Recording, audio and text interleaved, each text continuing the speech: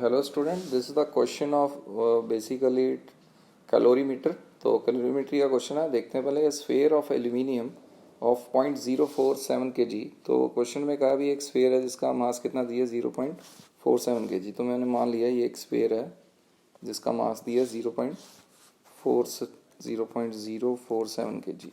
ठीक है, तो ये किसका बना हुआ है? This is made up of aluminium. चलो सर, ये भी क्लियर है। उसके बाद करिए placed for sufficient time in a vessel containing boiling water. ये एक वेसल में पड़ा है जिसमें हमारे पास पानी है। तो बॉइलिंग वाटर है, यानी इसका जो टेम्परेचर है वो 100 डिग्री सेल्सियस है। ठीक है, तो इसको थोड़ी देर इधर ही छोड़ दिए। So that sphere is at 100 degree Celsius, यानी कहने का मतलब इसका जो टेम्परेचर है वो 100 डिग्री सेल्सियस अपने आप ही हो गया। ठीक है, now it is then immediately transfer to 0.14 kg copper calorimeter. तो अभी कोई कॉपर कैलोरीमीटर है, सपोज ये मैंने मान लिया एक कॉपर कैलोरीमीटर है, इसमें डाल दिया और इसमें जो इसका कॉपर कैलोरीमीटर का जो मास है वो दिया हुआ है 0.14 kg। ठीक है, कंटेनिंग 0.25 kg ऑफ वाटर। तो इसमें 0.25 kg ऑफ वाटर पड़ा है। तो सपोज ये मैंने पानी मान लिया, इसमें जो पानी है दैट इज़ वाटर है वो 0.25 kg पानी थोड़ा ही है इसमें। ठीक है, और इसका जो टेम्परेचर दिया है वो दिया है 20 डिग्री सेल्सियस। ठीक है, तो ये क्वेश्चन में दिया है जो पानी है वो 0.25 kg ऑफ वाटर है जिसका टेम्परेचर 20 डिग्री सेल्सियस, यानी इसका टेम्परेचर भी कॉपर कैलोरीमीटर का भी इतना ही है। The temperature of water rises and attains a steady state at 23 degree Celsius. क्योंकि जब आप इसमें इसको डालेंगे तो इसका टेम्परेचर 20 से बढ़ के 23 हो गया, यानी जो फाइनल टेम्परेचर है वो कितना हो गया हमारा, 23।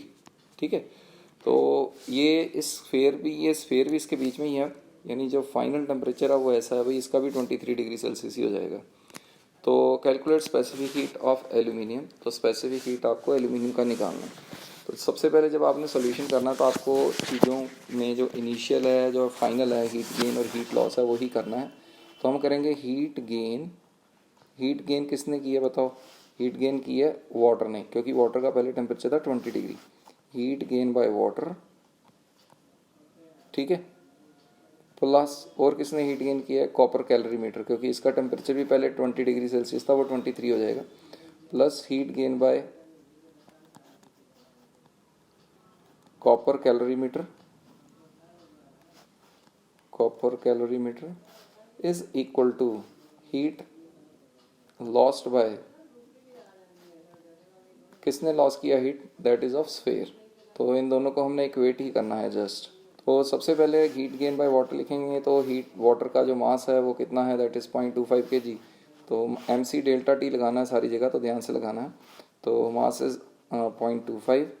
स्पेसिफिक हीट ऑफ जो वाटर है वो क्वेश्चन में गिवन है, दैट इज़ SI यूनिट में, दैट इज़ 4.18 इंटू 10⁻³ तो डेल्टा T जो है वो 3 डिग्री सेल्सियस है, क्योंकि फाइनल 23 और इनिशियल 20 था, यानी इंटू 3 आ गया। Plus heat gain by copper is, copper का जो मास है वो 0.14 है।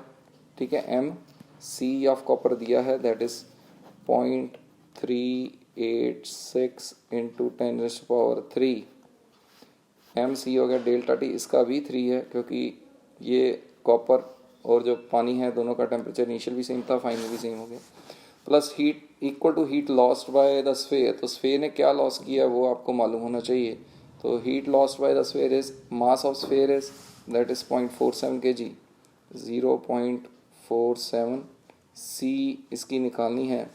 डेल्टा T इसका पहले 100 था, फाइनल 23 डिग्री हो गया, यानी 77 डिग्री सेल्सियस का चेंज आ गया। ठीक है, तो ये आपने इसको कर देना है।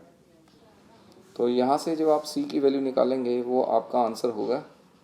तो द आंसर जो है वो आप अपने आप कैलकुलेट कीजिए, और वो जो आप कैलकुलेट करेंगे वो करीब इतना आ जाएगा 0.91 इंटू 10⁻³। तो ये सिंपल क्वेश्चन था, इसको की लीजिए। Heat gain equal to heat loss का सिंपल कंसेप्ट है, तो मुझे लगता है ये आपको समझ में आ गया। Okay, thank you students.